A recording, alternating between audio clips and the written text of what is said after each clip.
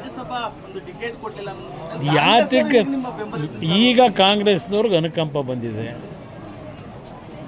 ಈಗ ಬಂದಿದೆ ದೇವೇಗೌಡರ ಬಗ್ಗೆ ಯಾವ್ಯಾವ ಥರ ನಡೆಸ್ಕೊಂಡಿದ್ದಾರೆ.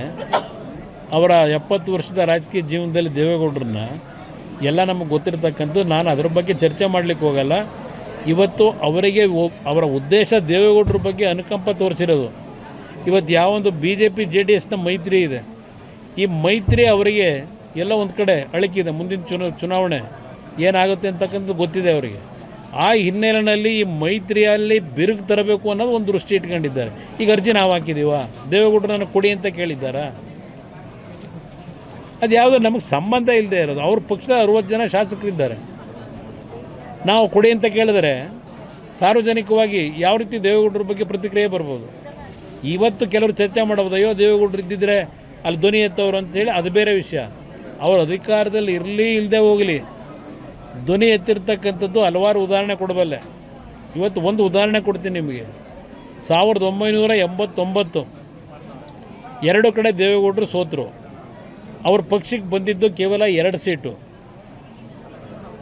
ಆ ಸಂದರ್ಭದಲ್ಲಿ ಅವತ್ತಿನ ಕಾಂಗ್ರೆಸ್ ಸರ್ಕಾರ ಇಲ್ಲಿ ತೆಗೆದುಕೊಂಡಂಥ ನಿರ್ಧಾರ, ನಮ್ಮ ಕಾವೇರಿ ಜಲಾನಯನದ ನೀರನ್ನು ನಾವು ಉಪಯೋಗ ಮಾಡ್ತಕ್ಕಂಥದ್ರಲ್ಲಿ ತಮಿಳುನಾಡಿಗೂ ನಮಗೂ ಏನು ಘರ್ಷಣೆ ಇತ್ತು.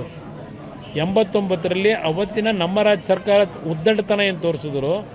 ಪ್ರಥಮವಾಗಿ ಟ್ರಿಬ್ಯುನಲ್ ರಚನೆ ಆದಂಥದ್ದು ಅವರ ನಡವಳಿಕೆಯಿಂದ. ಆಗ ಹಲವಾರು ರೀತಿಯಲ್ಲಿ ತಮಿಳುನಾಡಿನಲ್ಲಿ ಏನು ಒಂದು ಅವ್ರಿಗೆ ಬೇಕಾದಂಥ ರೀತಿಯಲ್ಲಿ ಒಂದು ನೀರನ್ನು ಬಳಕೆ ಮಾಡ್ಕೊಳ್ಳಿಕ್ಕೆ ಹೊರಟರು. ನಿಮಗೆ ಒಂದು ನೆನಪಿಸ್ತೀನಿ, ಇವತ್ತು 2 ಕಡೆ ಸೋತಂಥ ದೇವೇಗೌಡರು ಮತ್ತು 2 ಸೀಟ್ ಗೆದ್ದಂಥ ಪಕ್ಷ. ಆ ಸಂದರ್ಭದಲ್ಲಿ ಇಲ್ಲಿ ಬಹುಶಃ ನಮ್ಮ ಜೊತೆಲಿ ಈಗಿಲ್ಲ, ನಮ್ಮ ಯಾರಪ್ಪ ನಮ್ಮ ಲೀಡ್ರ್ ಇದ್ನಲ್ಲ, ಅಲ್ಲ ನಾನು ಬಂದಲ್ಲ ಮೈಸೂರು ಆಫೀಸಿಂದ ದುಡ್ಡು ತಗೊಂಬಂದಲ್ಲಪ್ಪ ಲಾರಿ ಕೊಡೋಕ್ಕೆ ಬಸ್ಗಳಿಗೆ, ಶಿವಾನಂದ್ ನಮ್ಮ ಬುದ್ನೂರು, ಅವರ ಮನೆಯಲ್ಲಿ ದೇವೇಗೌಡರು ಒಂದು ಮೀಟಿಂಗ್ ಕರೆದು ಅವತ್ತಿನ ಒಂದು ಸಂದರ್ಭದಲ್ಲಿ ನಮ್ಮ ಜನಕ್ಕೆ ಆಗ್ತಿರ್ತಕ್ಕಂಥ ಅನ್ಯಾಯಕ್ಕೆ ಅವ್ರು ಏನು ಯಾವುದೇ ಜನ ಸೋಲಿಸಿದ್ರು ಜನಗಳ ಪರವಾಗಿ ಧ್ವನಿ ಎತ್ತಿದ್ರು. ಮೈಸೂರಿನಲ್ಲಿ ಮೈದಾನದಲ್ಲಿ, ಮಹಾರಾಜ ಮೈದಾನದಲ್ಲಿ 2 ಲಕ್ಷ ಜನ ಸೇರಿಸಿ ಒಂದು ಸಭೆ ಆಯಿತು. ಅದು ದೇವೇಗೌಡರ ಬಂದಂಥ ಬದುಕು.